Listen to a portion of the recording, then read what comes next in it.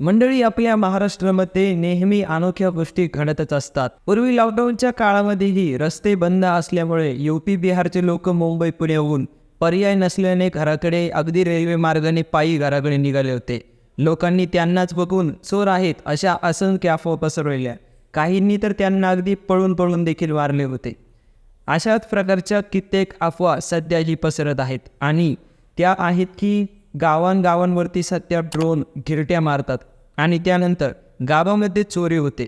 मंडळी, तुम्हालाही या गोष्टीवर भरोसा होत नसेल. खरंच गावामध्ये ड्रोन फिरल्यावर चोरी होते का? ड्रोनमधून काही रसायने फेकून गावकऱ्यांचे आरोग्य हे धोक्यात आणले जाते का?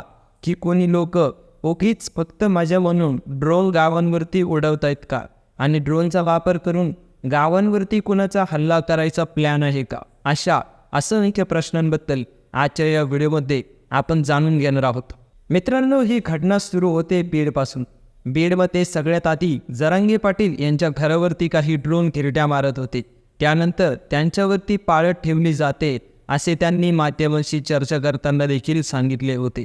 पण त्यानंतर अनेक गावांमध्ये असे ड्रोन घिरट्या मारायला लागले आणि याचसोबत एक अफवाही ड्रोन बरोबर घिरट्या मारत होती. ती म्हणजे गावांमध्ये ड्रोन आले की गावामध्ये चोरी होते. तर गावांमध्ये अशा प्रकारे ड्रोन का उडत आहेत याबद्दल आपल्याकडे विचार करण्यासारख्या 3-4 गोष्टी आहेत. त्याचबद्दल आपण आजच्या व्हिडिओमध्ये विचार करणार आहोत. मंडळी, सध्या लग्नांमध्ये किंवा आणखीन काही कार्यक्रमांमध्ये ड्रोनद्वारे शूट करणे हे खूप महत्त्वाचे बनलेले आहे आणि अशात शूटची प्रॅक्टिस करण्यासाठी ड्रोन चालक प्रॅक्टिस करत असतील असा देखील अनुमान व्यक्त केला जातोय.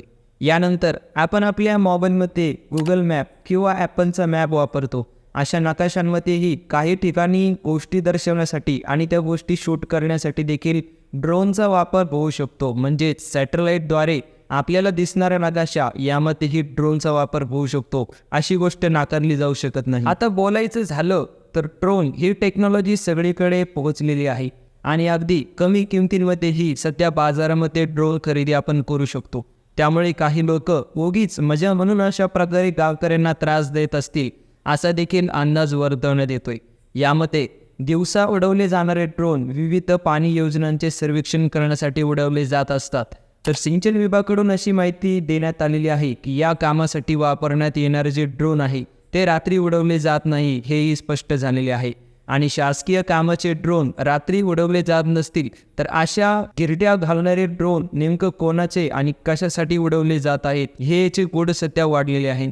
बऱ्याच ठिकाणी पोलिसांच्या परवानगीशिवाय ड्रोन उडवले जात नाही, तरीही रात्री मोठ्या प्रमाणात ड्रोन उडवले जात आहे. रात्री अपरात्री गिरट्या घालणारे ड्रोन खूप सारे अफवा पसरवत आहे.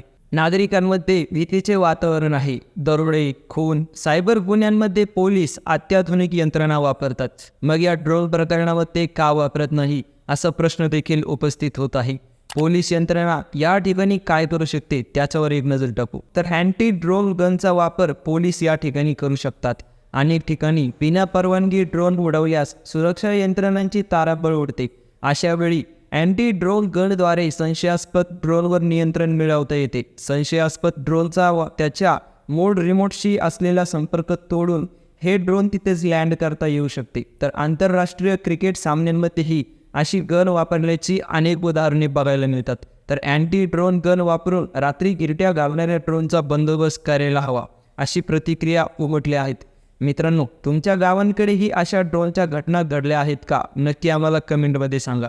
आणि तुम्हाला या सध्या घडत असलेल्या घटनेबद्दल काय वाटते हे देखील आम्हाला कमेंटमध्ये नक्की सांगा. तर भेटूया अशाच एखाद्या इन्फॉर्मेटिव्ह व्हिडिओमध्ये. तोपर्यंत जय हिंद, जय महाराष्ट्र.